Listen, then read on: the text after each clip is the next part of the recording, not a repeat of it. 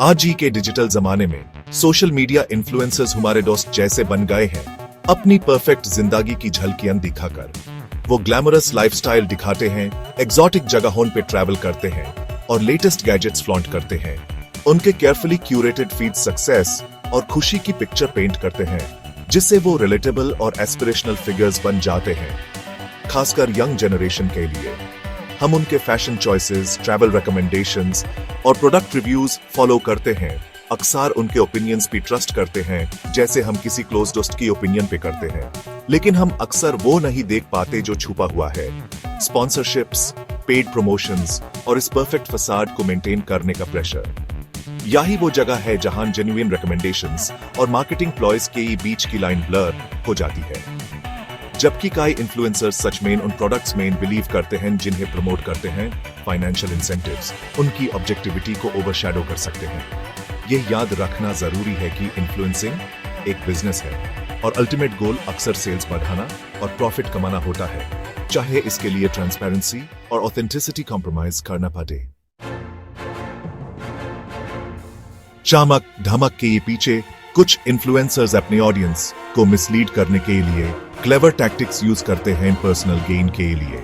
एक ही common tactic है advertisements को जेन्युइन रिकमेंडेशंस जैसा दिखाना। वो स्पॉन्सर्ड प्रोडक्ट को अपने कंटेंट में घुमा फिरा के डाल देते हैं, ऐसे दिखाकर जैसे वो उनका पर्सनल फेवरेट है, बिना पेड पार्टनरशिप डिस्क्लोज करे। दूसरा ट्रिक है प्रोडक्ट के बेनिफिट्स को एग्जैजरेट करना, ऐसे दिखाकर जैसे वो सब प्रॉब्लम्स का सोल्यूशन है। वो केयरफुली एडिटेड फोटोज और वीडियोस यूज कर सकते हैं रिजल्ट्स को एनहांस करने के लिए, अनरियलिस्टिक एक्सपेक्टेशंस क्रिएट करके एवरेज कंज्यूमर के लिए। एफिलिएट मार्केटिंग एक और एरिया है डिसेप्शन के लिए।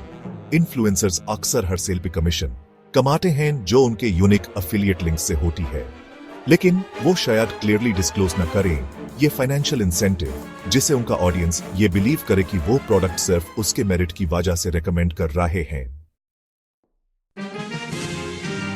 ब्रिटनी डॉन का केस, जो एक फिटनेस इन्फ्लुएंसर थी, एक स्टार्क रिमाइंडर है डिसेप्टिव इन्फ्लुएंसर मार्केटिंग के कॉन्सिक्वेंसेस का।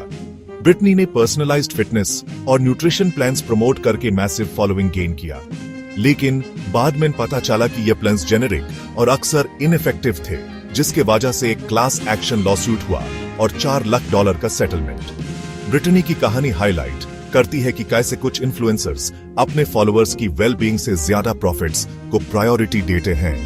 इस इंसिडेंट ने इन्फ्लुएंसर मार्केटिंग इंडस्ट्री में ट्रस्ट को इरोड किया और ऑनलाइन पर्सनालिटीज की ऑथेंटिसिटी और अकाउंटेबिलिटी पे क्वेश्चंस रेज किए। यह क्रिटिकल थिंकिंग की इंपॉर्टेंस को भी हाईलाइट करता है और ऑनलाइन रिकमेंडेशंस के पीछे के मोटिव्स भी क्वेश्चन करने की।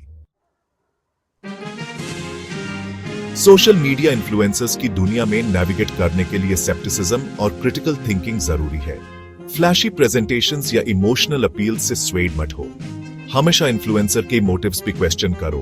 क्या वो सच में प्रोडक्ट रेकमेंड कर रहे हैं या उन्हें पैसे दिए जा रहे हैं ऐसा करने के लिए? उनके पोस्ट्स में ट्रांसपेरेंसी देखो। क्या वो क्लियरली डिस्क्लोज करते हैं स्पॉन्सर्ड कंटेंट और एफिलिएट लिंक्स? याद रखो, इन्फ्लुएंसर्स एंटरटेनर्स हैं, जरूरी नहीं कि एक्सपर्ट्स। अपनी परचेसिंग डिसीजंस सिर्फ उनके रिकमेंडेशंस पे बेस मत करो। खुद रिसर्च करो, प्रोडक्ट्स कंपेयर करो और मल्टीपल सोर्सेज से रिव्यूज पादो परचेस करने से पहले। इन्फॉर्म्ड और डिसर्निंग रेकर एएपी डिसेप्टिव इन्फ्लुएंसर मार्केटिंग टैक्टिक्स से बात सकते हैं और एम्पावर्ड कंज्यूमर चॉइसेस कर सकते हैं डिजिटल एज में।